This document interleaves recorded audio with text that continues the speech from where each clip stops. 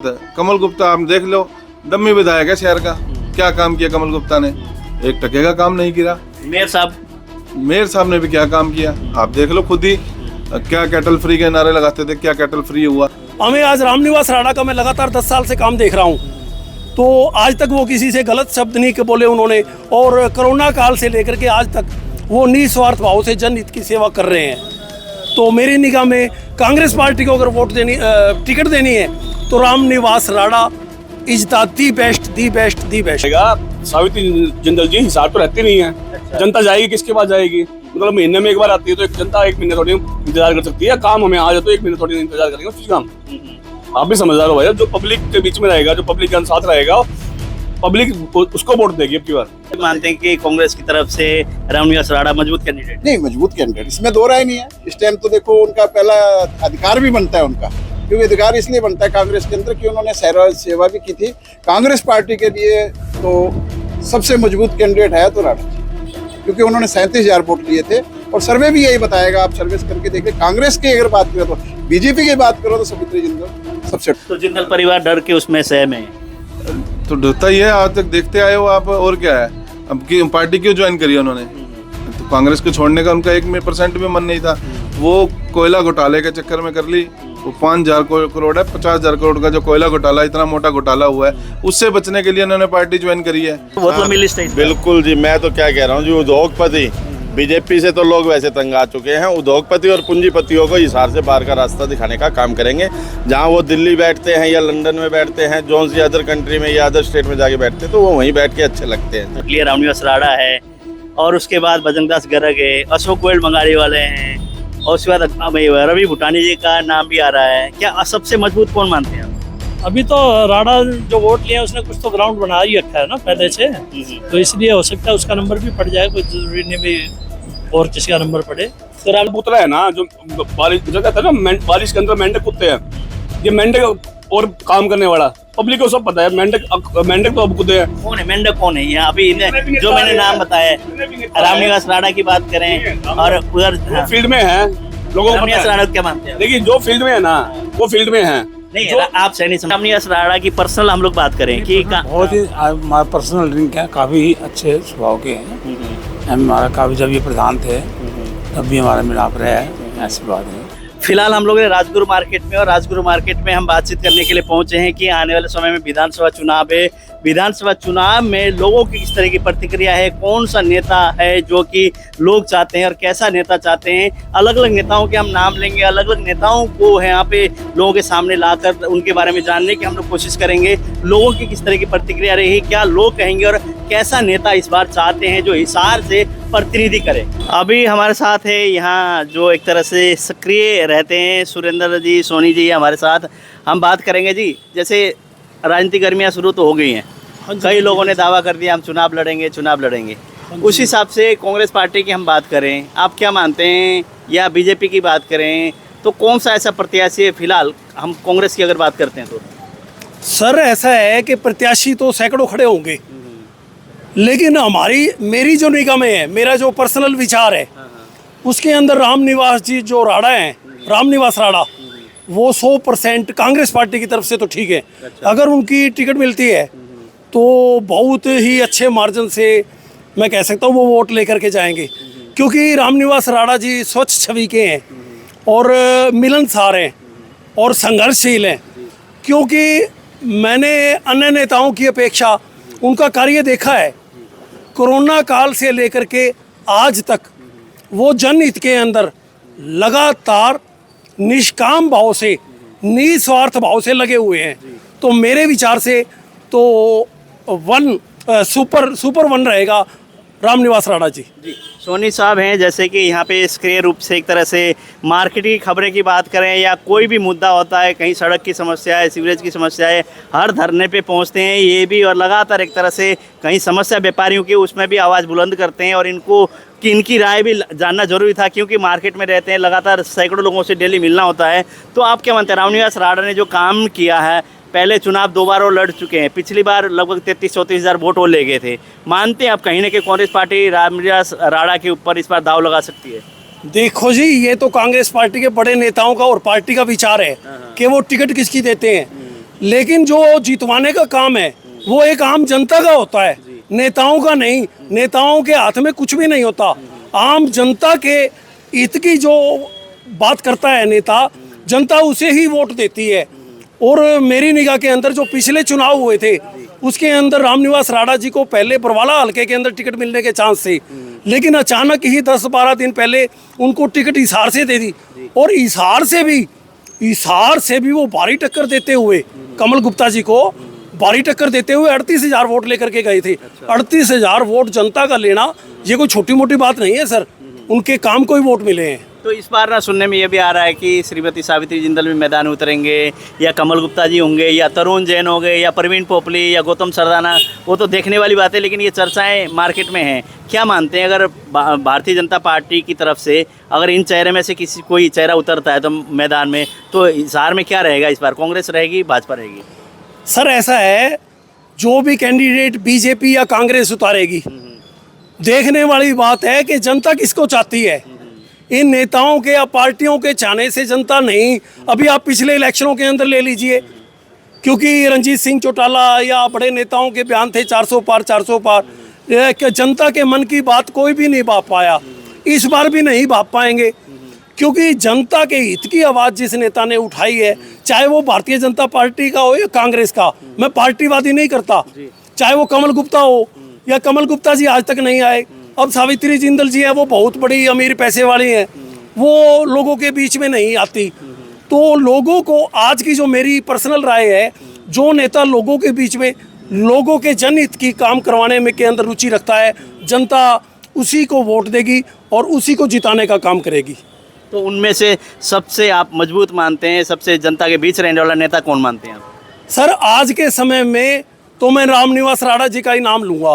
बाकी कैंडिडेट उनसे सर्वश्रेष्ठ कोई आता है तो जनता सोचेगी आज के समय में, क्योंकि मैं निस्वार्थ, हमें कोई लेना देना नहीं है राजनीति से, हम व्यापारी भाई हैं। हमें तो जो अच्छा लगेगा, हमें आज रामनिवास राणा का मैं लगातार 10 साल से काम देख रहा हूँ, तो आज तक वो किसी से गलत शब्द नहीं के बोले उन्होंने, और कोरोना काल से लेकर के आज तक वो निस्वार्थ भाव से जनहित की सेवा कर रहे हैं।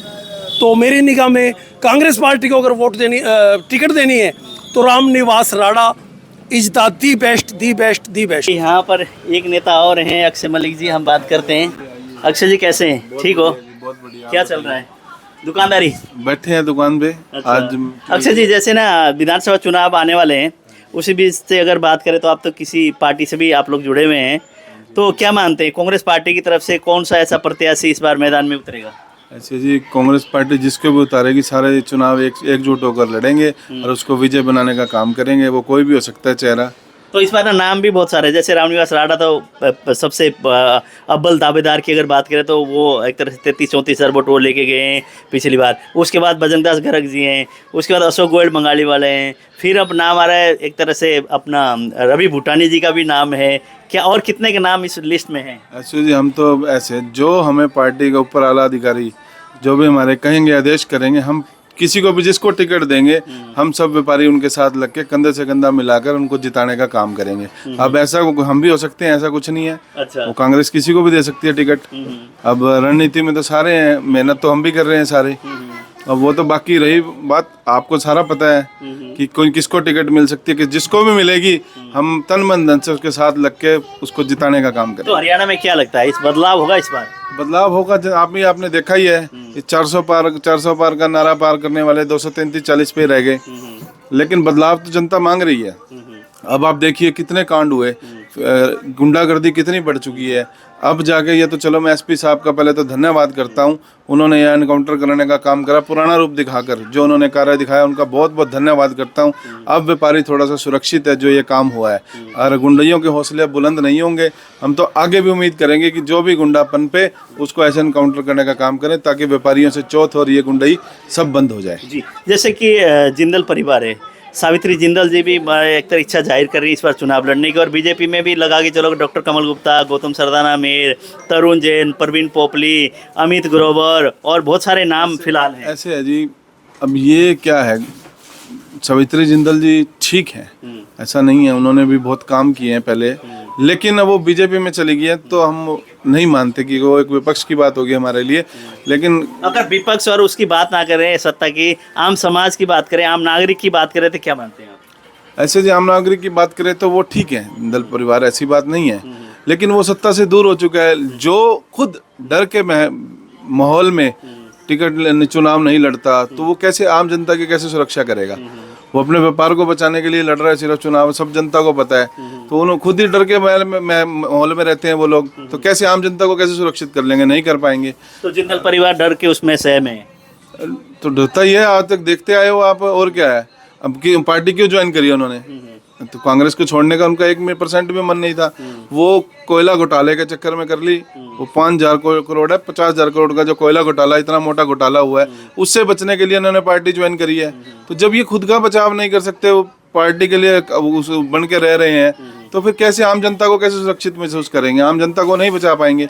तो आम जनता को सुरक्षा चाहिए। सुरक्षा जो सरकार देगी वो सरकार उसी को जनता जिताने का काम करेगी। रही बात कमल गुप्ता, आप देख लो, डम्मी विधायक है शहर का। क्या काम किया कमल गुप्ता ने?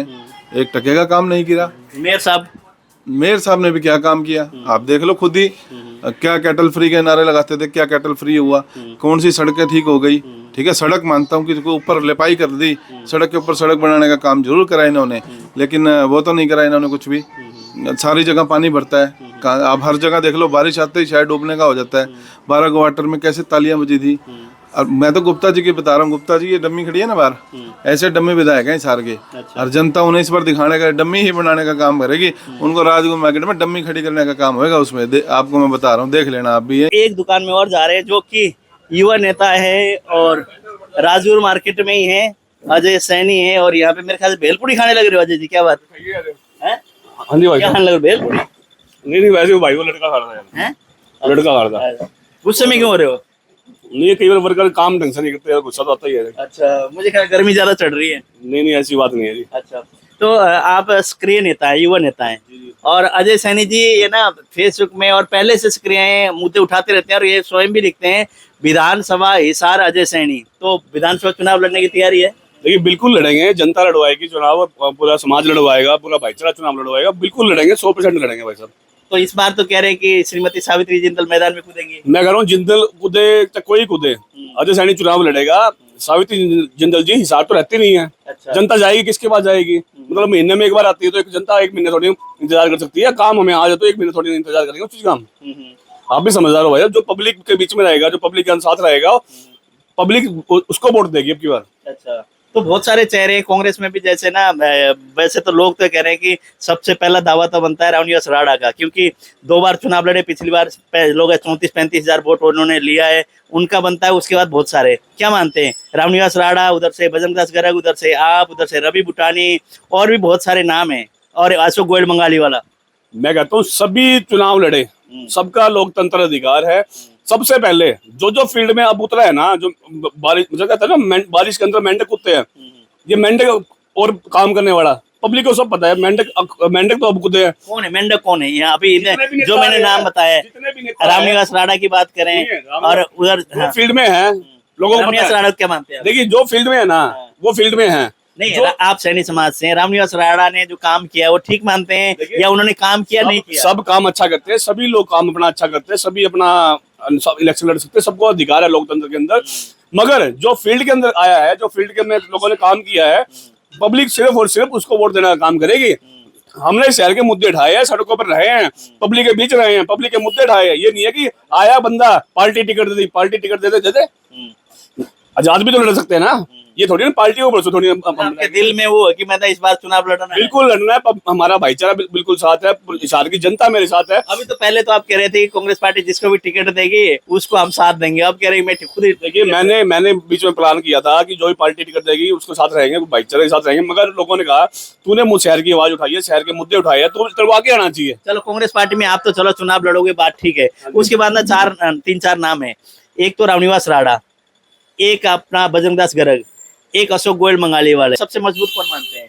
देखिए मैं सबको ही मजबूत मानता हूँ। क्यों मैं एक को कह दूंगा सब एक को नाराज हो जाएंगे। सबको मजबूत मानता हूँ। पब्लिक ने मजबूत मानना, मेरे मजबूत मानने से क्या होगा भाई साहब? एक बार मैं किसी को कह दूंगा ये रमेश शर्मा जी मजबूत है, क्या आप इलेक्शन थोड़ी जीत जाओगे?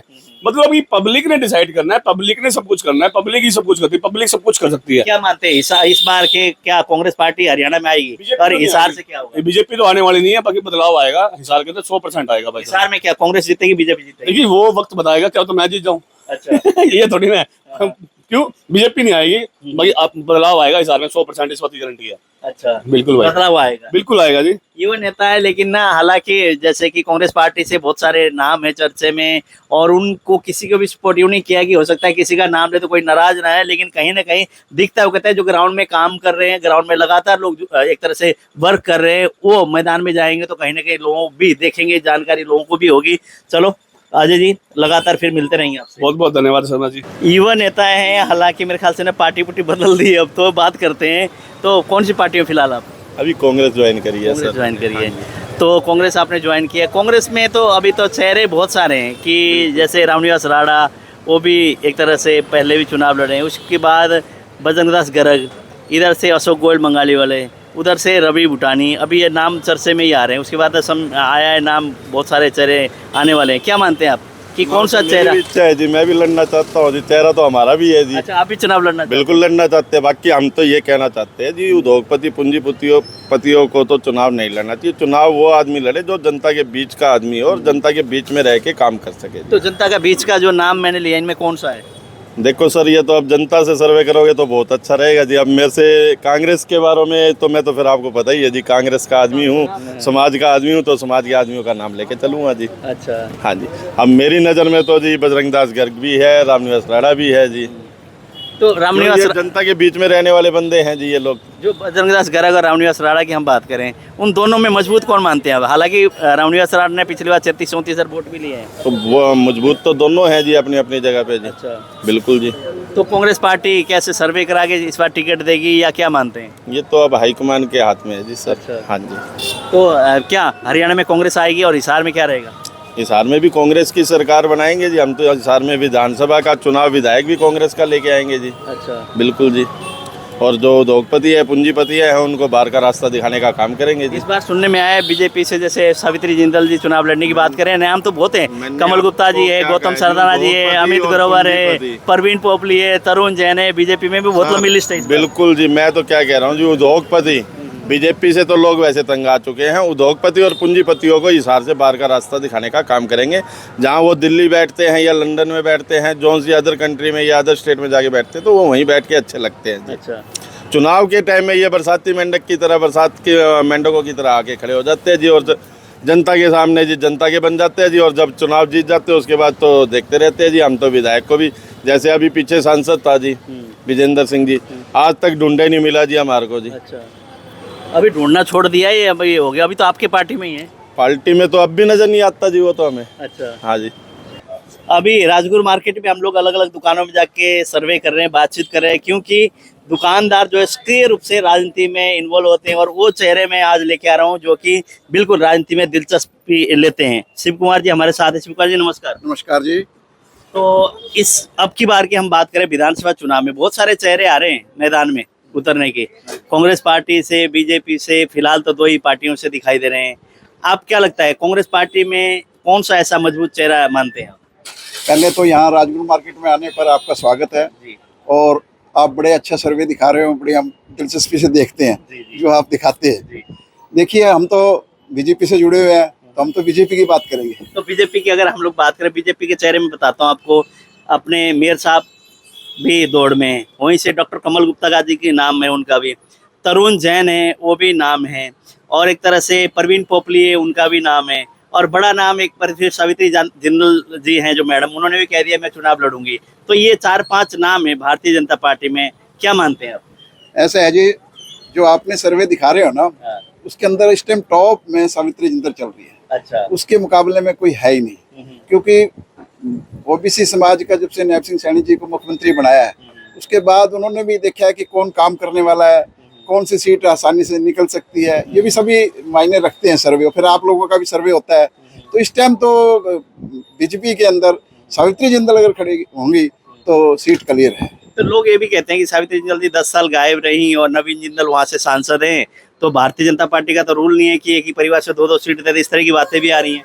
नहीं, वो आपकी बात ठीक है जी, बिल्कुल ठीक कह रहे हैं आप, लेकिन स्थितियां कई बार कैसी हो जाती है कि आने वाला जो वक्त है उसी हिसाब से देखते हैं भी आज का टाइम क्या है, पहले क्या टाइम था। आज टाइम ये आ रहा है कि हमारे को 90 की 90 सीटें चाहिए, तो उस हिसाब से कौन से जगह पर सीटों के कैंडिडेट मजबूत है तो पार्टी उसी हिसाब से लड़ाने का काम करेगी। डॉक्टर कमल गुप्ता की अगर हम लोग बात करें तो जो विधायक है वर्तमान में, देखो जी, हम तो मानते नहीं कि कमल गुप्ता को न पहला नंबर तो टिकट मिल जाए, वही बड़ी बात, लेकिन टिकट मिलने का तो कारण है ही नहीं किसी प्रकार से भी, लोग उनसे बहुत नाराज है। तो गौतम सरदाना जी से नाराज हैं या खुश हैं? देखो, मैं नहीं कहूंगा गौतम जाना नाराज है या खुश है, लेकिन मैं तो यही कहूंगा कि कैंडिडेट की स्टेम दौड़ में सबसे ज्यादा आगे सावित्री जिंदल है। अच्छा, हाँ जी। अभी तो उन्होंने घोषणा भी नहीं की थी, वो तो मैंने इंटरव्यू लिया था तब उन्होंने कहा। आपने इंटरव्यू लिया तो शहर का सारे एकदम हैरान कर दिया आपने, जो आपने इंटरव्यू लिया, लोग हैरान हो गए कि हम तो ये सोचते थे कि सावित्री जिंदल जी लड़ेंगे नहीं, लेकिन आपने ऐसा हिसार के अंदर एकदम माहौल गरमा दिया कि लोग सब अब यही कहते हैं नहीं, सावित्री जिंदल खड़ी होगी तो पहला नंबर तो किसी की हिम्मत ही नहीं पड़ेगी कि इलेक्शन लड़ने की। और उसके बाद आप देखिए बीजेपी में और कोई चेहरा भी इतना जो उच्च कद नेता का है नहीं कि जितना उनका सावित्री जिंदल का है। जैसे कि एक आपके वजह से संघ के प्रवीण पोपली, वो भी कह रहे हैं मैं चुनाव लड़ने की इच्छुक है। उसमें तरुण जैन है, उन्होंने भी होल्डिंग लगा के और जनता के सामने कहीं ना कहीं बीच बीच में कार्यक्रम करते रहते हैं, लोगों को एक तरह से सम्मानित करने का, लोगों की सहायता करने का। क्या मानते हैं जो नए चेहरे, क्या विचार है? देखो, सभी को अधिकार है अपनी उसमें लड़ने का, करने का, लेकिन वो तो पार्टी तय करेगी किसने किसका कितना दम है, और पार्टी का तय होने के बाद ही होगी। अभी तैयारियां तो सभी करे बैठे हैं, क्या पता अभी हमारा भी कोई नंबर लग जाए। अच्छा, तो वो तो पार्टी के ऊपर तय होना है अभी किसको टिकट मिले। जी। तो हाँ जी, आप बताइए भाई साहब, नमस्कार। किसके बारे में आप पूछो? आप बताइए कि हिसार से कौन सा ऐसा प्रत्याशी है जो सबसे पहले तो आपके सभी दर्शकों को नमस्ते, सभी को राम राम। मैं भी एक बीजेपी विचारधारा से जुड़ा हुआ हूँ। भारतीय जनता पार्टी किसी भी उम्मीदवार को यहाँ से टिकट देती है, हम उनका समर्थन करेंगे। भारतीय जनता पार्टी चाहे किसी को भी मैदान में उतारेगी, हम उसका समर्थन करेंगे। अच्छा, बिल्कुल, क्योंकि हमारी विचारधारा भारतीय जनता पार्टी जुड़ी हुई है, तो हम तो उन्हीं का समर्थन कर रहे हैं खुले। चाहे इसमें पोपली जी आए, सरदाना जी आए, इवन कमल गुप्ता जी, तरुण जैन, जिंदल परिवार जी से कोई आए, कोई भी आए, सावित्री जिंदल जी आए या उनका परिवार का कोई वर्कर, हम उनको समर्थन करेंगे खुला। तो एक ना रामनिवास राणा है जो कि सैनी समाज से हैं और लगातार देखें तो पिछले कई वर्षों से मेहनत भी कर रहे हैं और ग्राउंड में काम करते हुए दिखाई देते हैं। चाहे कोरोना काल है, दिन रात एक करके बंदे ने काम भी किया। उसके बाद मलेरिया के दौरान भी फॉगिंग मशीन से गली गली जाना, मोहल्ले मोहल्ले जाना, फॉगिंग करनी, स्वयं जाकर। उसके बाद पानी के कैंप पर पहुंचाना है गर्मियों में। मतलब उनका जो संघर्ष देख के क्या लगता है आपको? नहीं, ऐसा है, देखो राणा जी अब जिस पार्टी से जुड़े हुए हैं वो तो उनकी पार्टी बताएगी। बाकी चलो हमारी तरफ से राणा जी को धन्यवाद, कम से कम वो ये समाज सेवा कर रहे हैं, अच्छी बात है। पर टिकट नहीं लेना वो अलग पार्टी से उनकी विचारधारा जुड़ी हुई है, जो कांग्रेस से वो पार्टी के। तो देखो, हम तो आपको सीधा बता रहे हैं कि हमारा तो वोट बीजेपी को है। देखो, राणा जी ने 38,000-37,000 वोट लिए थे, नो डाउट। 38,000-37,000 वोट लिए थे राणा जी ने पिछली बार। कांग्रेस के अंदर मजबूत कैंडिडेट तो राणा जी हैं, इसमें तो वो दो राय नहीं है, लेकिन स्थिति का उस टाइम वक्त बताएगा कि सामने कौन खड़ा होता है, किसको टिकट मिलती है। लेकिन आपको और भी बता दूं कि आने वाले टाइम में कांग्रेस के अंदर कई पलटी मार के बीजेपी के अंदर भी आने वाले हैं, तो उसके बाद पता लगेगा कि आपको 10-15 दिनों में भी क्या स्थिति पैदा होती है। हो सकता है कि बहुत ही बड़े बड़े नेता बीजेपी के अंदर ही नजर आए, तो जब उसके बाद पता लगेगा क्लियर क्या होता है। तो आप अभी मानते हैं कि कांग्रेस की तरफ से रामनिवास राणा मजबूत कैंडिडेट? नहीं, मजबूत कैंडिडेट, इसमें दो राय नहीं है। इस टाइम तो देखो, उनका पहला अधिकार भी बनता है उनका, क्योंकि अधिकार इसलिए बनता है कांग्रेस के अंदर कि उन्होंने सेवा भी की थी कांग्रेस पार्टी के लिए। तो सबसे मजबूत कैंडिडेट है तो राणा जी, क्योंकि उन्होंने 37,000 वोट लिए थे और सर्वे भी यही बताएगा, आप सर्विस करके देखिए। कांग्रेस की अगर बात करें तो, बीजेपी की बात करो तो सावित्री जिंदल सबसे टॉप। अच्छा, अभी बुजुर्ग व्यापारी हैं जो कि लंबे समय से व्यापार करते हैं, राजगुरु मार्केट की राजनीति में भी एक तरह से दिलचस्पी लेते हैं, बात करेंगे। हाँ जी, विधानसभा चुनाव है, बहुत सारे चेहरे मैदान में कह रहे हैं कि हम चुनाव लड़ेंगे, क्या मानते हैं आप? देखो जी, नए चेहरे का ताना इतनी रिस्पॉन्स नहीं मिलता। जो पुराने हैं वही फिर भी उनकी फीड मिलती है, उनको पीछे पार्टी की बैकग्राउंड मिलती है। नए चेहरे के लिए बहुत मुश्किल हो जाता है। तो ये ना नाम है जैसे रामनिवास राणा कांग्रेस पार्टी की तरफ से, उनके बारे में क्या कहते हैं? वो पुराने हैं। देखो, इस टाइम इनका तो ना आपस में वो नहीं होता भी आगे दूल्हा कौन बनेगा, आपस में ये समस्या होती नहीं, है। रामनिवास राणा की पर्सनल हम लोग बात करें कि बहुत ही हमारा पर्सनल ड्रिंक है, काफ़ी अच्छे स्वभाव के हैं। हमारा काफ़ी, जब ये प्रधान थे तब भी हमारा मिलाप रहा है, ऐसी बात नहीं। तो उन्होंने अपने कार्यकाल में, जैसे कि हालांकि चुनाव नहीं जीते, पिछली बार भी लगभग 33-34 35 हज़ार वोट उन्होंने लिया, तो उसके बाद भी आपको लगता है, लोग कहते हैं कि उन्होंने काम किया कोरोना काल में और में पूरा का पूरा समाज के बीच रहे हैं, आपको लगता है? देखो ये तो जो है ना, पार्टी का क्या कह सकते, हर एक का अपना स्टैंड है। अच्छा, हाँ जी, कुछ नहीं कह सकते। मतलब स्वभाव से ठीक है हाँ रामनिवास राणा। हाँ जी, तो चुनाव लड़ने के फिर प्रयास में है, लड़ना चाहिए? लड़े ट्राई कोशिश करने, देखो हाँ? देखो माहौल क्या है इसमें। एक तो कई बार तो अंधी लहर होती है, लहर के पीछे ही दुनिया हो जाती है। तो इस बार तो कांग्रेस का लहर, आप मानते नहीं मानते? देखो अभी तो मैं कुछ नहीं कह सकता इस बारे में, क्योंकि आजकल वोटर जो है बिल्कुल साइलेंट है। आप भी साइलेंट ही लग रहे हो अंदर से, वो एक तरह से ना भाव के साथ नहीं बोल रहे। नहीं, मैं तो खुद कह रहा, हर आदमी साइलेंट है, चाहे मैं हूँ चाहे आप हो। आपका मैं भी, आप ये नहीं क्लियर कहोगे मैं इसको दूंगा, हाँ जी आपके साथ है जी, बिल्कुल, बस। सबके साथ है, सबका साथ सबका विकास।